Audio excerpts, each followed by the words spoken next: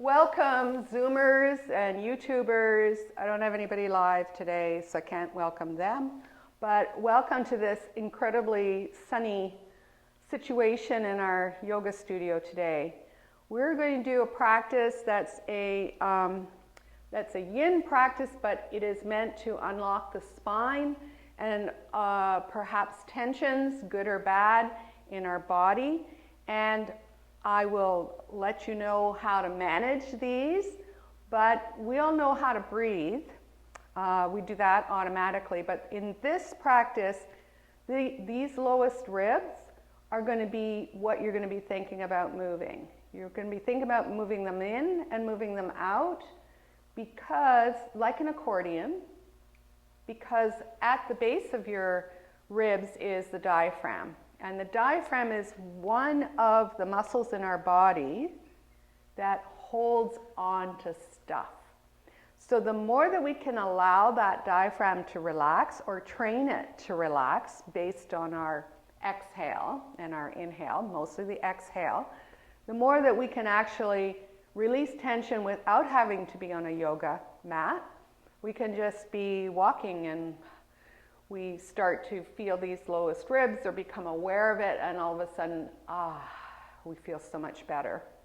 So we're going to start this practice. I'm going to start my music. I hope you have great music that you can start as well. And we're going to start on our bellies. I can hardly wait. We're going to start on our bellies in Sphinx pose. So you can just relax. This is not about engaging the muscles. In fact, it's in the opposite area. It's about letting the tension that is currently in your body, letting it go. So there's a number of different things that we're going to do in order to manage being here for quite a while. So get your elbows, first of all, let's get set up properly. Get your elbows right underneath your shoulders and your fingers really wide. And you know, everything we can do to create space in our wrists and our fingers is just really, really, really great. So we always, at least when we're doing yoga, we're thinking about that.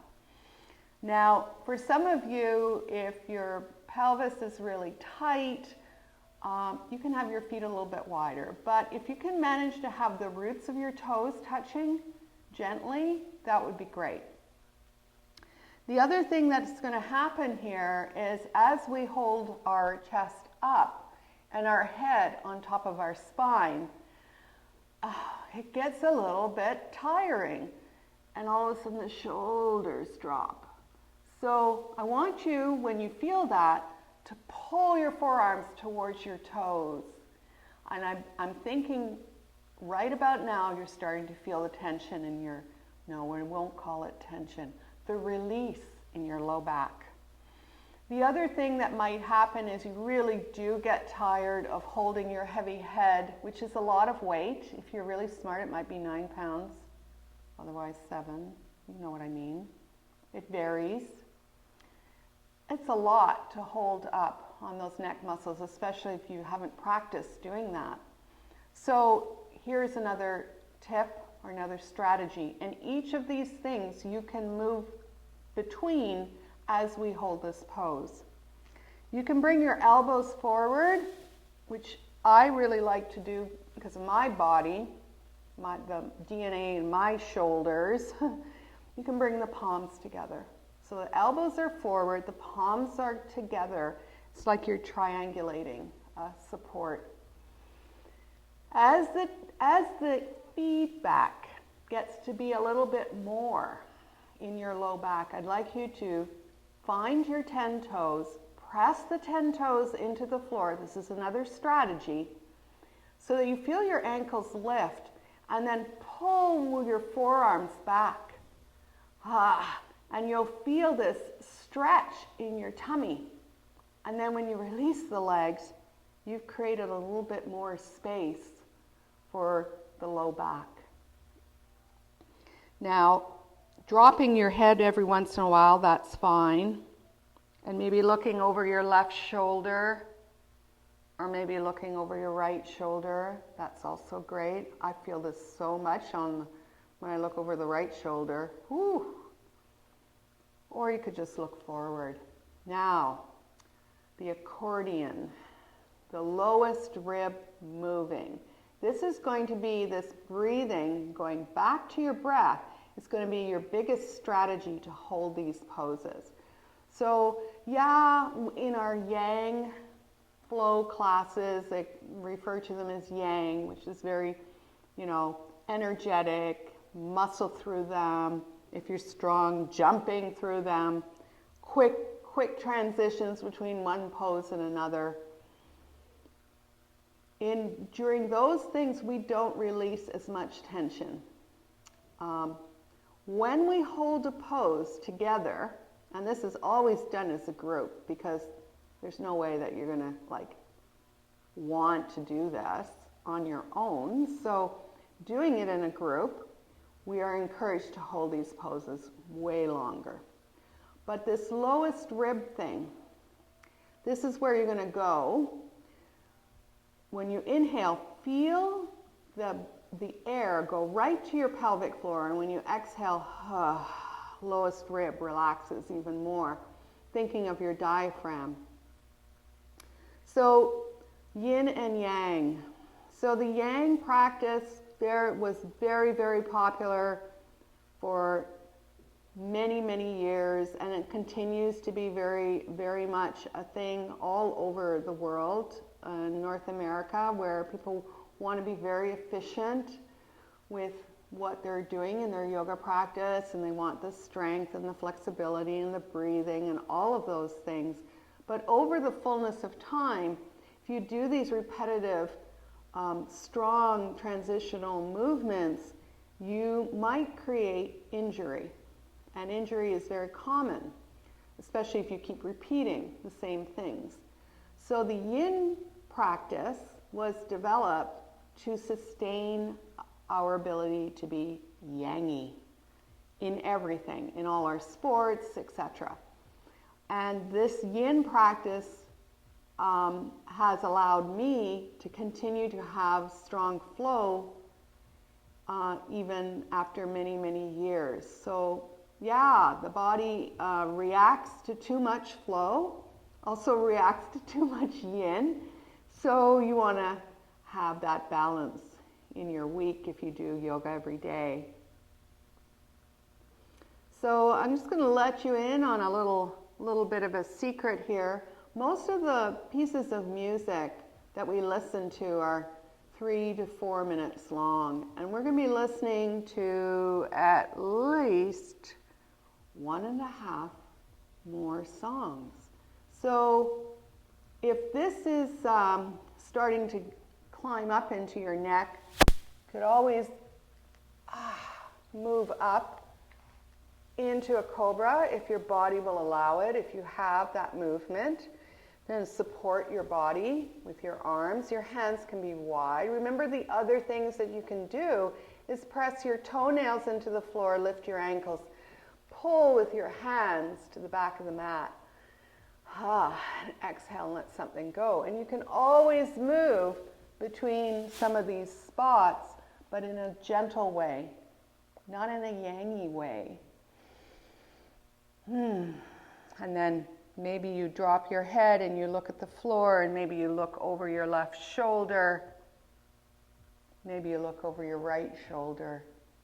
It's an amazingly long time that we're doing this. So the other thing that I want to say about this practice is it is going to change the relationship of your legs with your spine. And this is going to change the way that you're going to be climbing up and down stairs, going in and out of things, even chairs. So you're going to have to pay attention for a little bit, like the next 24 hours after we finish this sequence, so that you don't trip yourself up. And I say that because after teaching for many years some yin classes, people have tripped up. and fallen. So I don't want you to fall. I want you to pay attention so that your brain catches up with what your body is currently, will be at the end of this practice. I'm losing my words. I find it really hard to find my words and to do the instruction when we're in these deep poses. Yeah. All right. When we're going to come out of these poses, I want you to do it so slowly, so mindfully, that it's almost like you're in water, warm water. Let's talk warm water. So bring your hands onto your elbows, tuck your toes, but not in a fierce way. And I know it's not 100% possible, but see how much you cannot use your tummy muscles to press down and forward with your hands. You're going to be groaning. We're going to be moving into child's pose, but wide-kneed.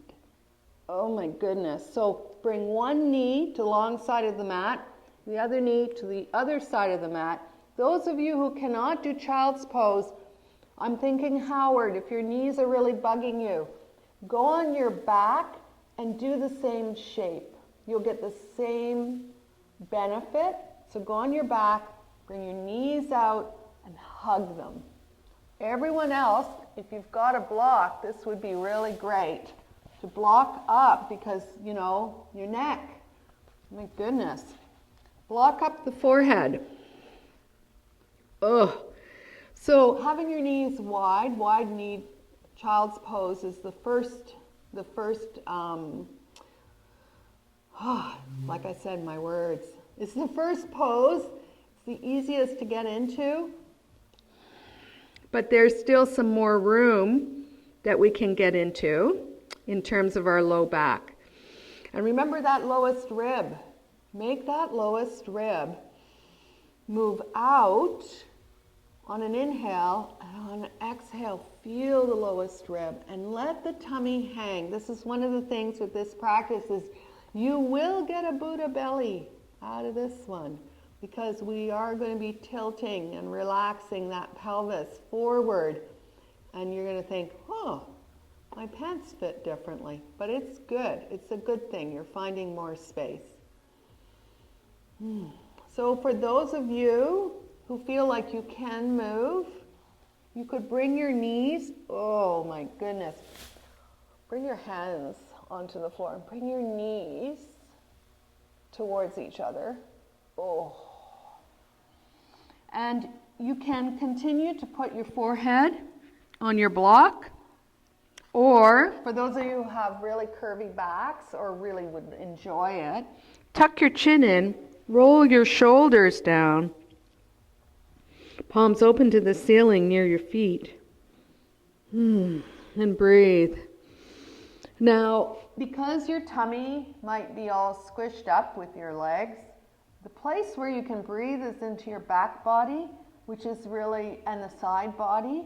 So I want you to concentrate on that. Child's pose. So nice and protective and real beautiful contrast from the Sphinx pose.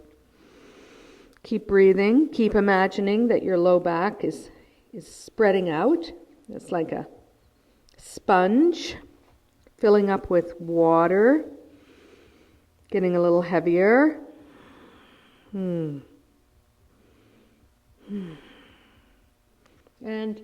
if you've got your head blocked up on a block, your forehead, but it's not feeling really great, you could always turn your head to one direction, but don't just be in the same direction, because that's just emphasizing your imbalances as you come to the mat. So we don't want to do that. We want to try as best we can, every time we come to the mat, try to get things a little bit more even though it actually is impossible.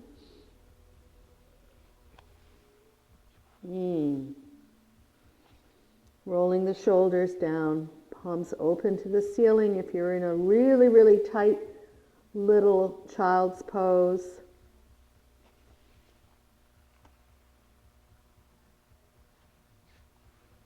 Alrighty. So we're going to come back up. Use your fingertips. Push yourself up. This is going to be, and Howard, you can come to seated pose in the middle of your mat. Oh, and everybody else coming up into Japanese seated posture, and just let those shoulders drop away from your ears. And if you have that sigh or groan, that's at the diaphragm level as well, because you can feel that expulsion of air. When we become frustrated, we go, that's the same place. We're getting rid of stuff. So coming on to the middle of your mat, those of you who can do square lotus should. I'm going to show just in case you can. And then I will practice with cow head variation today. So square lotus, the shin bone is parallel to the short side of the mat. And then you take the other leg, ankle, and you put the shin bone on top of the shin bone. This is not in my practice right now. It's a little bit too intense for me. But if this knee that's on top is lower than or at the level of your hip, then go ahead and try it. You can also practice a variation of square lotus, or the square lotus pose, with the foot in front or on a block. Okay, so you decide, like this side's pretty good for me, but my other side's not so good. So we're going to practice cow head, if you want to try cow head, and this can be done on your back as well.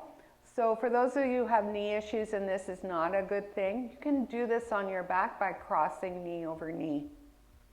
Now the way that I really like to get into cow head is to crawl forward on my shins, so I have knee over knee in line with belly button and nose.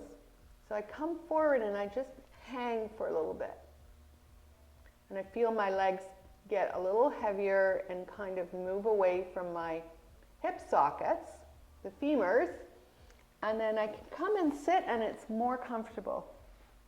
Now, in order to make sure that our knees are safe, just for a moment flex your feet and then let them relax.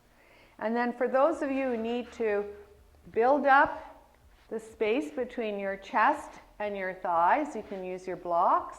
Those of you who can curl forward, go ahead, curl forward.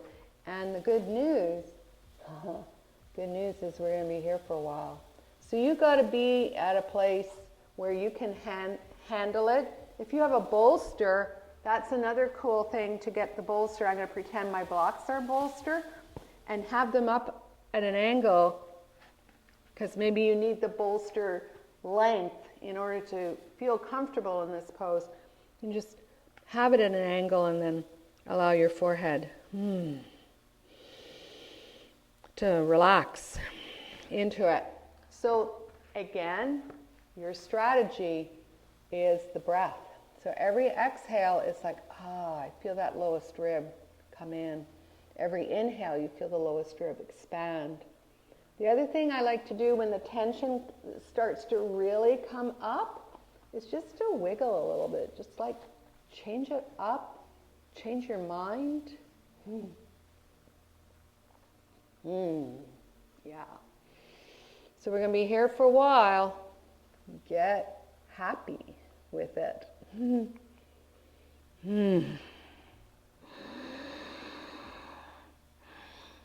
And for those of you who are close to your legs, you could use your blocks in any way that makes sense for you.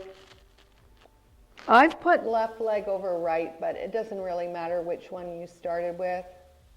We will switch to the other side.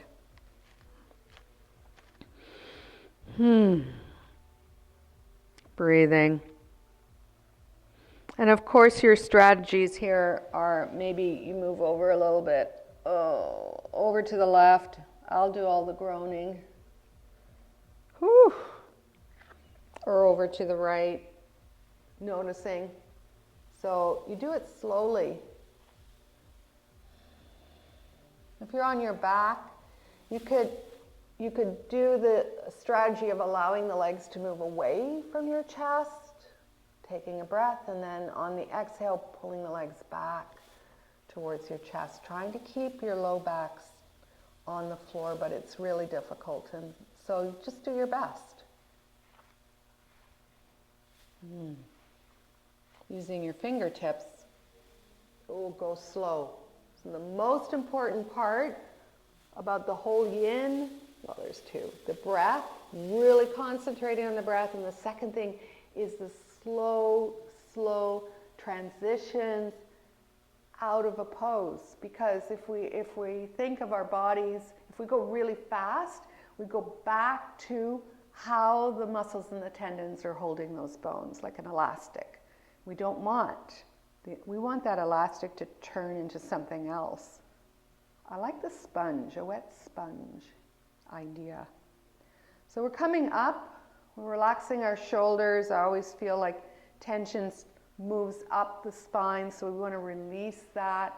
We want to have a little moment, have the lowest rib moving, yeah.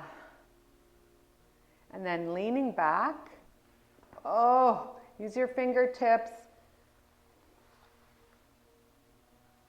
And then if you are seated on your pelvis as opposed to on your back, so if you're on your back, stick your legs up into the air and take a moment there to just let those leg bones, if you're on your pelvis, on your mat, you just do a very relaxed caterpillar, forward bend, but allow your head to be heavyweight. Nice. Use your fingertips. Come on up. Bend the other leg under. I don't even remember what the other leg is. It should be the one that's... this is the problem when there's no live people. They can't remind me. I think this is the other side. Anyway, come on forward. It feels stiffer. Come forward. Do the other side, whatever that other side is. And come forward onto your hands so your shins are on the floor. Try to let your tummy relax and let those leg bones be attracted to the floor. And then come back. Then flex your feet. Yeah. And then decide, equal weight on the pelvis, on the mat, but relax your feet and decide whether or not on this side, it could be completely different, you need some blocks. How you're going to use your blocks. You create, fill up the space between your chest and your thighs. If you're on your back, you're pulling, then you're releasing. I would suggest that you release on the inhale if you're on your back, and then pull closer on the exhale. So here we go, getting to hold this for a little bit of time. Yeah. And I find with this particular sequence, it's hard on your neck and your shoulders, so use your blocks. Do what you need to do so that you really feel comfortable. You don't have to hold everything up. You could wiggle your toes. That's always fun too, as a distraction.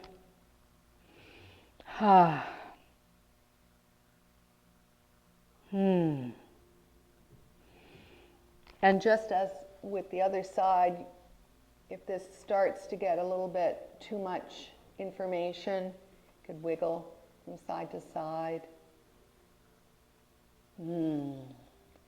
And lowest rib is moving, for sure. Lowest rib is moving. Or you could even just gently, slowly walk over to one side just to make it feel different. And then to the other side, if that works for you. You don't have to. These are just options. And again, sighing, groaning, moaning are really, really great things to do in this particular yin sequence. And just so that you can feel proud, midway in this sequence, this practice, this sequence was the culmination of a 50-hour class that I took a year ago with one of the top yin teachers. And so he built up to this class. So if you are doing this and managing and breathing, you can call yourself an advanced yogi or yogini for sure. So in most yin classes, sometimes you hold a pose for just 30 seconds and they consider that yin. Really, ideally, you have to go 2 to 3 minutes. Today we're doing much longer than that. So you're advanced. So continue to breathe in your advanced way so that every exhale the tummy relaxes and the lowest rib is activated. You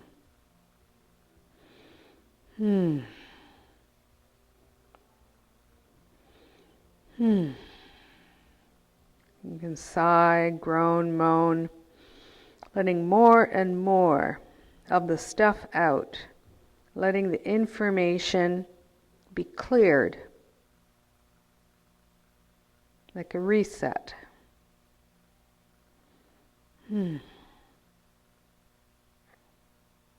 Using your fingertips. Lift your elbows if your elbows are on the floor, for those of you who are managing that. And otherwise, come to seated. And those of you on your back can remain on your back because the rest of us are going to join you in a minute.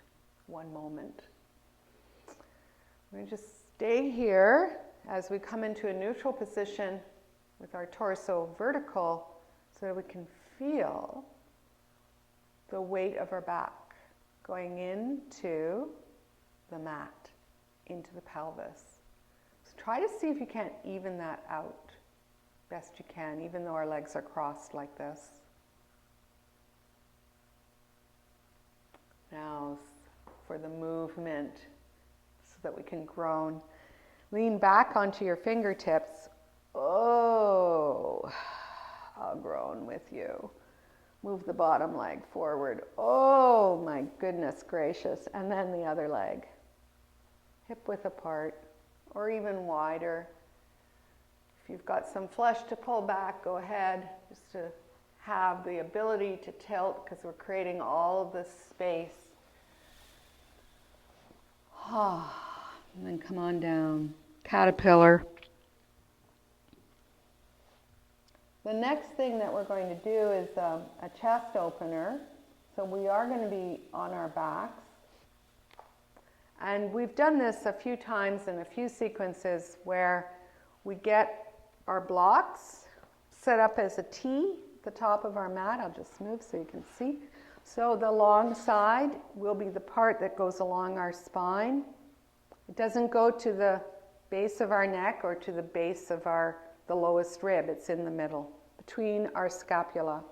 And then the other one, we will travel down. And you don't have to have, anything special in terms of traveling down. You just bring your elbows down and hands.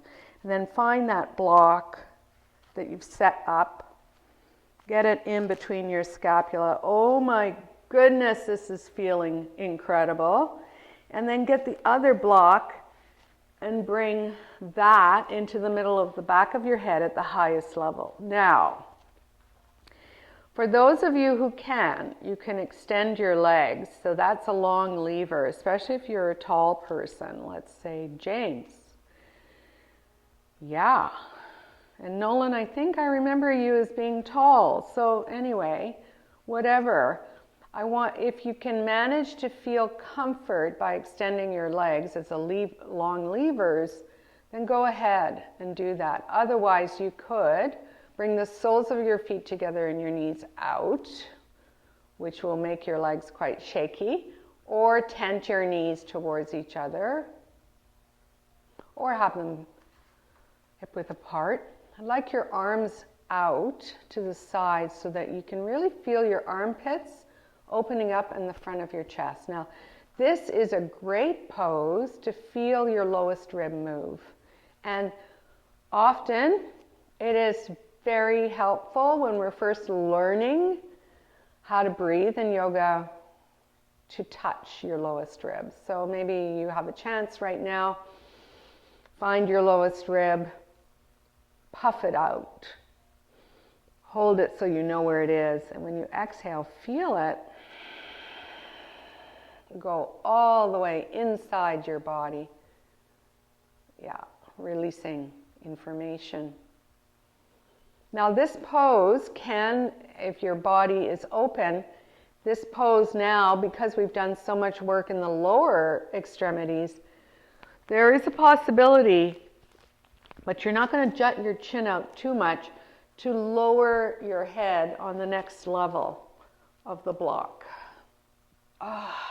So this is another, it's like an upper back bend. So all the benefits of a back bend without all of the struggle of a back bend. So if you are able to change the height of the block under your head, go ahead and do that. This is another pose where it becomes difficult to speak. So inhaling, exhaling. And of course, because you're practicing at home, you can close your eyes and just hang. And that's also very comforting. It allows you to go in to your body, into your breath. It also signals us so many interesting things when you close your eyes. Of course, your eyes take up a tremendous amount of energy, but they also are like your alert system. So when you close your eyes, you're actually signaling to the body, oh, I'm safe. I don't have to be alert. Look for predators, etc. I can relax. My cave is secure. So inhaling, exhaling. And notice as you breathe, this pose becomes easier and easier, and you're feeling more of the front of your body opening up. And once again, maybe you experiment with, can you bring your head a little bit closer to the floor? I've run out of room with the other block, but you know what I mean.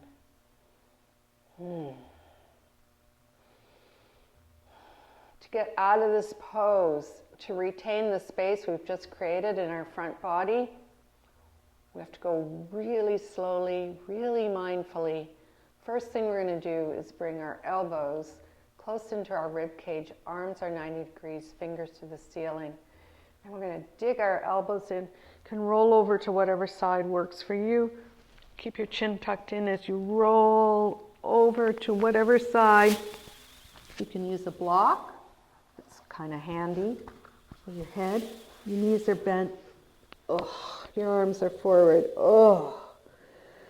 Just take a moment to feel and notice all the bones moving. That's what's moving, the bones. And then very carefully move your blocks out of the way and roll back onto your spine and knees to the ceiling, feet close into your hips. Ooh. Whoa.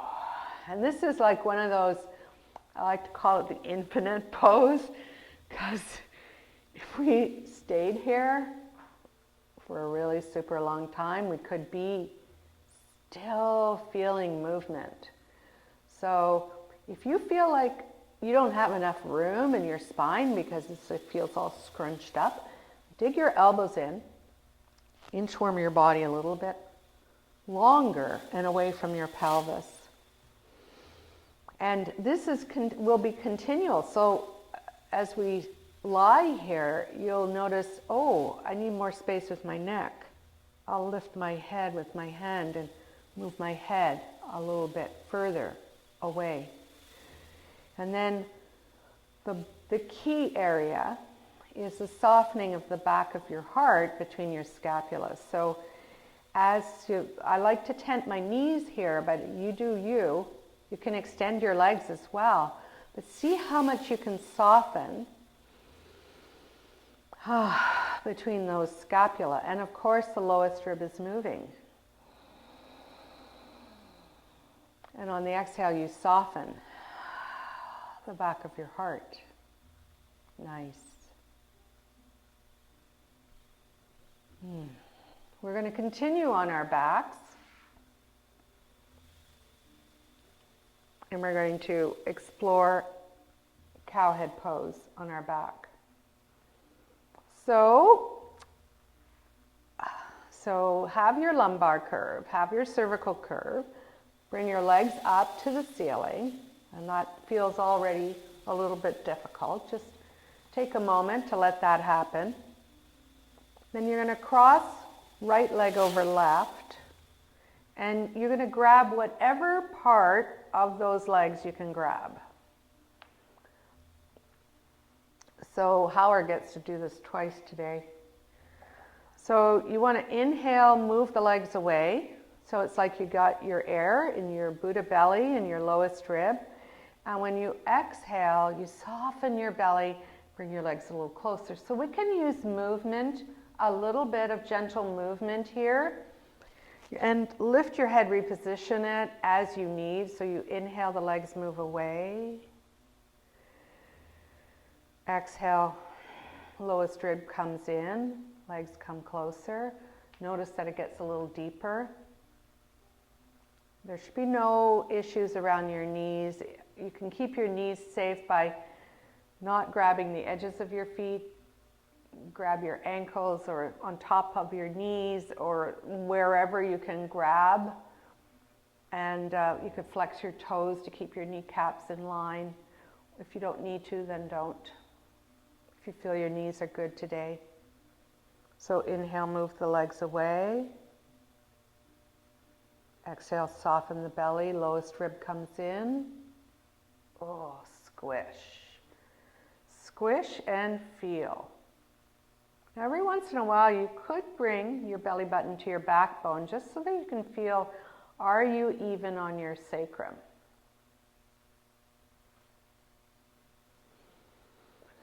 I'm not going to hold you in this one for very long, not as long as the first ones, but I'd like you to take a big inhale into your heart and exhale, bring your legs up. And have the roots of your toes together and try to straighten your legs. I know this is tough, this point, but try to straighten your legs as best you can. And then cross the other one over. So that would be the left leg over the right if you were following my verbal instruction. And then grab whatever part of your legs, and then inhale, let the legs fall away. Filling up your chest with air and the lowest rib, having a chance to move. And when you exhale, soften your belly. Blow out all the air through your nose. Ah, squish. This is the side I really feel. Inhale. I like to call the side I feel my alien side. And then exhale, soften the belly. Lift your head, reposition. Do what you need to do so you know that your whole back body is responding to this inhaling and the exhaling. And go slow so that you feel every single beautiful part of this transition. So you inhale into your chest and your lowest rib and your legs move away. And when you exhale, you soften the belly and the lowest rib comes in. Inhale. Legs move away. Exhale, soften belly, lowest rib comes in. Try not to press the back of your head into the floor just because you're feeling your hips intensely. And then you don't have to do this movement. You could just be hanging out and just having the legs as close into your chest as possible. Feeling your tummy rise and fall with your breath. Try to have your face nice and relaxed. This is a signal to your brain, your body. It's like kind of a great time out. If you feel stuff, yay, yay. Because wouldn't it be dull if we came to the mat and we didn't feel anything? Oh, that would make for a sad yoga class. We don't want that. We want to feel it all. Take a big inhale into your chest. Exhale. Legs go up to the ceiling. If you have to hold your legs up with your hands, then go ahead. Now, press the heels to the ceiling. Pull the toes towards your shins. Whew. Don't press the back of your head into the floor. Lift it, reposition it, and come on down. Feet come on the floor. Take a moment. We're going to do banana asana. One of our favorite poses. So you're going to, if you haven't ever done it, it's really easy. Don't worry about it. You're just going to make your body a shape of a banana. So your body's in the middle of your mat already. You're going to take, let's start with the left leg going to the left far corner, your left foot, and then you're going to cross your right leg over. It's like you flop it over.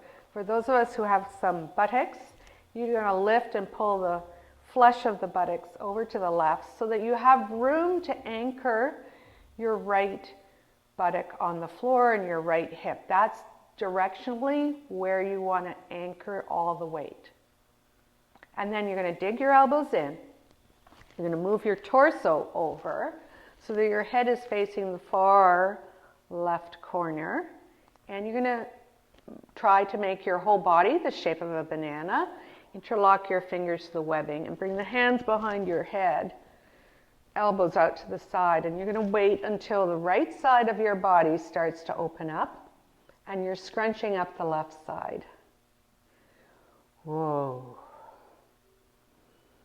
Whoa. All you're doing is breathing. Don't hold your breath. When you hold your breath, you're signaling to the body that perhaps it has to run away or fight. So holding breath is getting ready to do something. So by really concentrating on a rhythmic breath in yoga, we allow the body to deal with the feedback. This feedback is not a bad thing. It's not something that the body has to run away from. So by exhaling, and exhale is the hardest thing. When I first started yoga, I actually wrote exhale at the top of my mat so that I could remember, because it's so easy once it gets to be intense to hold your breath. And of course, we hold our breath at the inhale. If you are not feeling anything on the right side, you can move your body a little bit more into a rotten banana, or maybe even bring your arm bones up and overhead for the stem. Depends on your shoulders and what you're feeling in your body today. Nice. If your arms are extended, bring your arm bones alongside your rib cage. Arms are 90 degrees, fingers to the ceiling. Now keep your legs exactly there and move your body, your torso, over to the middle of your mat, and then feel the whole right side of your body, especially in the waistline where it was intense, that becomes spongy. It gets filled with moisture and space. And then bring right leg into the middle of the mat and left leg. And now I want you to close your eyes for sure and feel the whole right side of your body, from the sole of your right foot all the way to the side, the right side of your neck. Wow. And let your right buttock and right waistline be heavy as well. And then right foot comes over to the long right corner, to the right corner, and then flop your left leg over the right. And if you have to move your buttocks out of the way, then go ahead, just fidget a little bit. And then anchor that left hip. Really, and I find I like to touch it so that I know the top of my left hip bone. I know that I'm concentrating on making sure that that's the weight, that's where I'm moving from. Dig your elbows in, start moving your torso. Keep thinking of that left hip. Go into your banana shape. Interlock your fingers, the webbing. Bring the hands behind your head, elbows out to the side. Ah. Breathe like you mean it. Inhaling, eyes can be closed as the left side of your body opens up. You may feel this all along your IT band, your left hip, maybe your left low back, your left waistline for sure, your left rib cage, maybe even your left armpit. And if you don't feel it, as you let gravity do this work, try to go a little bit more curvy. So move, scrunch up that right rib cage a little bit more. And if you still don't feel it as we hold it, then extend your arm bones up and overhead. Don't press the back of your head into the floor. Try to let the hip be the heavy thing. If you find that you're not breathing, often if you just smile at yourself, the breath kind of comes back into more of a rhythm, a better thing.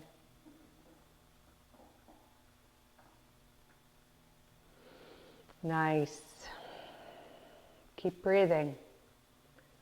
Push that lowest rib, especially on the left side. Inhaling, push it out. Exhale, soften. Bring your arm bones alongside your body. Elbows up to the ceiling. Elbows up to the ceiling. I meant fingers. Elbows near your rib cage. Like I told you, it's hard to talk. This has a deep relaxation response in my body. Maybe it has it for yours as well. I hope you haven't planned too much quickly right after this practice. So bring your torso in line in the middle of your mat. Keep your legs there. Then left leg, whoa, in the center, right leg into the center. And then do nothing and feel. Feel everything on the left side. Feel the left foot even be more relaxed than it was before. We're going to finish off this practice with a simple twist. And then a shavasana, of course. Soles of feet on the floor, near your pelvis. Lift your hips off. Swing them over to the left.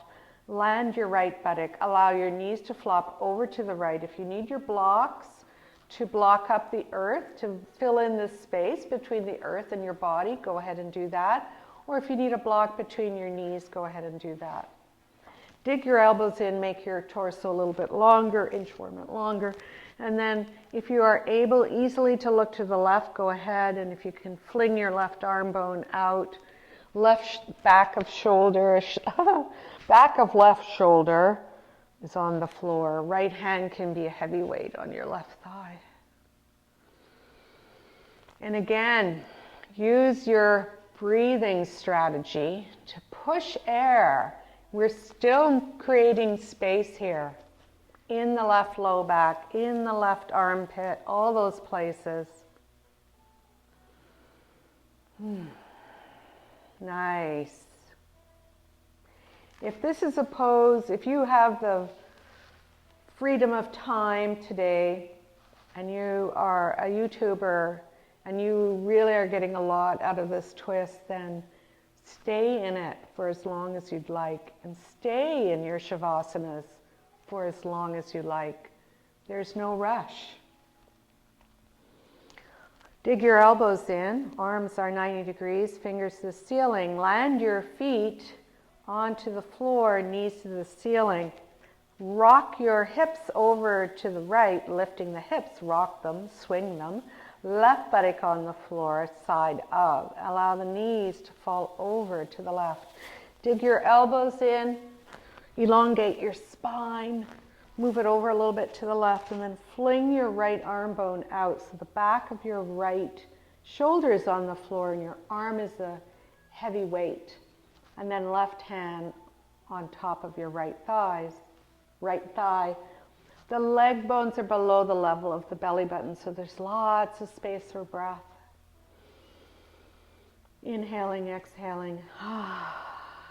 And thinking about, before we go into Shavasana, how you came to the mat today, the very beginning, how you took the time to breathe like you mean it, to feel deep, deep tissues releasing, and a deep relaxation response by asking the diaphragm to let stuff go, to let information be gone.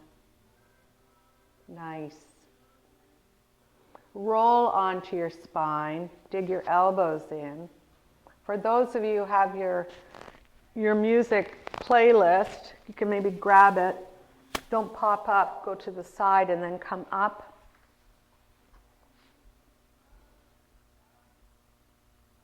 And others, if you have a blankie or you need some other comfortable thing, then go ahead and make yourself super comfortable. You can elevate your pelvis if you'd like, or you can just experiment with how does your body feel after that practice. Can it just simply sink through your mat and spread out every single spot? We're in Shavasana, forgot to say.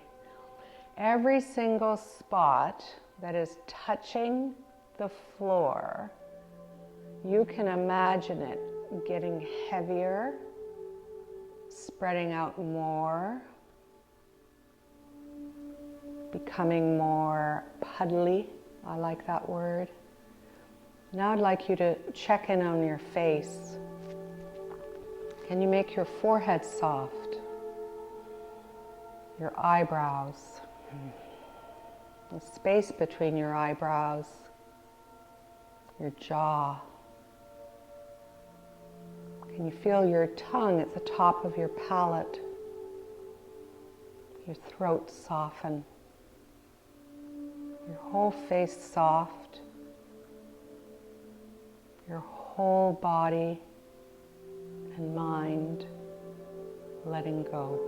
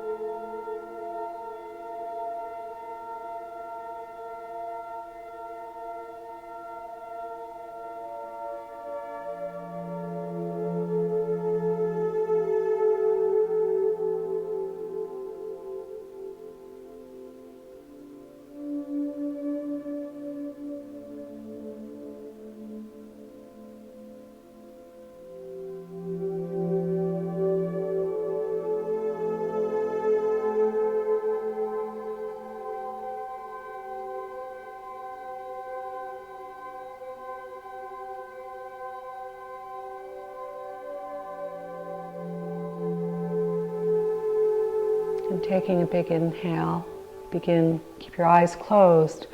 Begin wiggling your fingers and toes, coming back to the room. Then bring your legs together. Gently point. Then bring your arms either overhead if you have room, or grab your elbows. And let's practice a breath retention. Take a big inhale through your nose and hold it. Relax your eyebrows. Sip up a little more air. Relax your skin. Keep retaining. And then when you exhale, a groan, sigh, moan, let everything go, all effort. Bring one knee and the other knee into your chest. And if it's in your practice to lift your head and hug, then go ahead and hug into a tight little snail pose. If not, you can keep your head on the floor. That's not necessary to lift. But whatever you're doing, you're inhaling into your back body. You're feeling it. And when you exhale, you soften your tummy and you squish even more. And of course, you can grab underneath your thighs if that's what you need to do. Keep your knees bent. Bring your head back onto the floor. Relax your shoulders if you had lifted your head. And then roll over to whatever side makes sense for you in your room. And you can have your block or your arm under your head. I want you to feel intensely your body reacting to gravity. And notice your calmer, more peaceful body, your easier breath, and your calmer, more peaceful mind.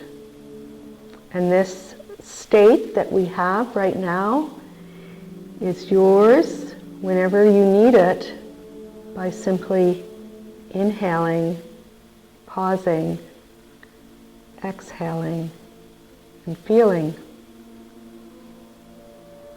Use your fingertips, bent elbows, push yourself up, seated with bent knees as well, and let's come to the top of the mat for a grounding breath. Flex your feet, cross your legs in fire log legs, and then uncross them and recross them.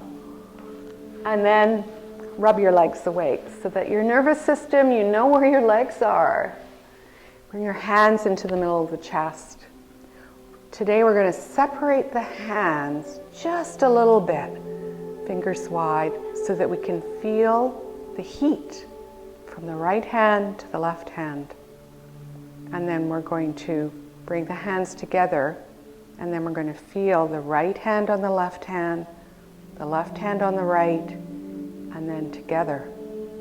And I'd like you to take an inhale into with your nose, into your lungs. And imagine the air swirling around in your warm body. And then exhale, feel the air pass your fingers, the warm air.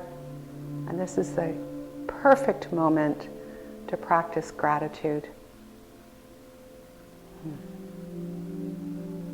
I'm so grateful, YouTubers, Zoomers, that you've taken this time for yourself today. The most important hour of your day. Everything after this is going to be easy. Namaste. Thank you so much for joining me.